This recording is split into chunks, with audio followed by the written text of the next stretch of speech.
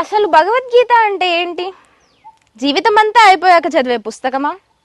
Retirement రోజు సహోద్యోగులు ఇచ్చే బహుమత?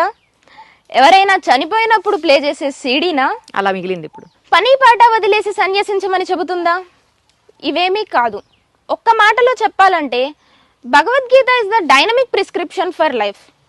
సంతృప్తి సంతోషాలతో నిండిన జీవితం గడపాలంటే, చేసే పనిలో విజయం సాధించాలంటే గీతను అర్థం చేసుకోవాలి. నేను భగవద్గీత చదవను అని చెప్పేవాళ్ళు ఎలాంటి వాళ్ళు అంటే, భూమి ఆకర్షణ సిద్ధాంతం న్యూటన్ కనిపెట్టాడు, అది బ్రిటిష్ వాళ్ళకి సంబంధించింది, దాని జోలికి పోవద్దు అని చెప్పే వాళ్ళతో సమానం. అసలు భగవద్గీత ఏం చెబుతుందంటే ధర్మాల గురించి చెబుతుంది. త్యాగం, సహనం, మోక్షం అంటే ఏమిటో చెబుతుంది. ఏది శాశ్వతమో ఏది అశాశ్వతమో చెబుతుంది. పాపపుణ్యాలకు వివరణ ఇస్తుంది.